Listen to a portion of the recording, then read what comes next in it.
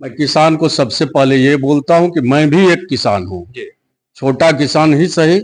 हमें किसानों का दर्द पता है, इसलिए हम आपके साथ रहेंगे, आपको साथ देंगे।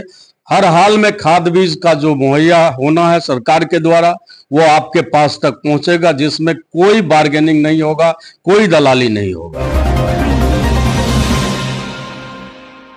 नमस्कार दोस्तों, मैं हूं नवीन कुमार। कोसी लैब में आप सबका स्वागत है। अभी हम पहुंच गए हैं बेरिया पंचायत। अभी पैक्स चुनाव चल रहा है। लगातार आप लोग को सोशल मीडिया के जरिए आप लोग को जानकारी मिलता है कि जो कि घोषणा कर दिया गया है, कुछ ही दिनों में नॉमिनेशन दिया जाएगा। जो कि मेरे सामने जो देख रहे हैं तस्वीर में, वो ललन सर जी है, जो कि भावी प्रत्याशी है, न्यू है। आखिर सामाजिक क्षेत्र में क्यों आना चाहते हैं, सारा जानकारी आप लोग को देते हैं। सबसे पहले कोसी लाइव न्यूज में आपका स्वागत है सर। बहुत बहुत धन्यवाद जी सर, सामाजिक क्षेत्र में आप क्यों आना चाहते हैं, पैक्स से लड़ना क्यों चाह रहे हैं? सामाजिक क्षेत्र में आने का प्रमुख उद्देश्य है जी कि हमारे यहाँ पैक्स में किसानों का कोई काम आज तक नहीं हुआ। जी एक मन में धारणा आया कि किसान भगवान का दूसरा रूप है, जो हमारे लिए अन्नदाता हैं। इनके बिना सिस्टम नहीं चल सकता है, और दुर्भाग्यपूर्ण बात है कि किसान का सम्मान नहीं होता है। जो हमारे प्रमुख हैं, उन्हीं का सम्मान नहीं होता है। मन में एक जज्बा आया कि किसानों का सम्मान होना चाहिए, और मैं किसान का आवाज बनूं, और इस बैरिया पंचायत से पूरे बिहार में एक आवाज दूं कि किसान सबसे पहले है, सबसे प्रमुखता किसान का ही होना चाहिए, जिसको हम लोग सबसे पीछे रखे हुए हैं। ये हमारे यहाँ एक परंपरा चल गया है कि नेता, लीडर, उद्योगपति आगे हैं और किसान पीछे हैं। जो हमारे लिए सबसे प्रमुख चीज है, वो सबसे पीछे होते हैं। तो मेरा अपने मन का एक धारणा है कि किसान सबसे आगे हैं, किसान अन्नदाता हैं।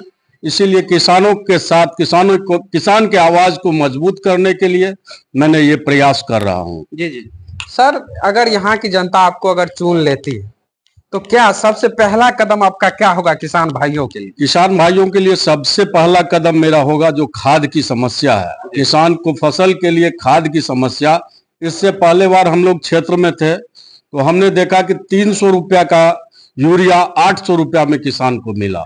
मेरा पहला उद्देश्य होगा कि हर किसान के घर तक खाद पहुंचना, जिससे अधिक से अधिक पैदावार हो सके, किसान संपन्न हो सके। ये मेरा पहला कदम होगा। जी जी सर, बैरिया पंचायत खास करके कोसी क्षेत्र से प्रभावित एरिया है, जो कि बहुत सारा घर कट भी गया है, जमीन कट भी गया है। सर, अभी सर्वे भी चल रही थी, जो कि बंद हो गया है। सर्वे में जैसा कि ग्रामीण का कहना था या आम जनता का कहना था कि बहुत सारा धांधली हो रहा है। क्या आपकी अगर यहाँ पे चुन के जनता लाएंगे तो क्या आपका इस पे पैनी नजर रहेंगे, जो किसान के साथ बहुत गलत किया जाता है? किसान के साथ बहुत बड़ा अन्याय हो रहा है। जो हमारे जमींदार हैं, जो हमारे किसान हैं, अगर किन्होंने अपने 1 एकड़ जमीन का कागजात जमा किए हैं, तो उन्हें सर्वे में कहीं 2 कट्ठा, कहीं 5 कट्ठा जमीन का पर्चा मिलता है। इसके लिए मैं प्रमुखता से लड़ूंगा कि किसानों का हक किसान के पास तक पहुंचे। अगर उनके कागजात में कोई कमी है तो मैं इसके लिए प्रखंड स्तर, जिला स्तर पे जाऊंगा कि इनका कागज सुधार हो। क्योंकि पहले समय में हुआ करता था कि जब हमारे यहाँ कोई रजिस्ट्री हुआ करता था तो उसमें चुरकुट दिया जाता था। बहुत सारे लोगों का जमाबंदी नहीं हो सका।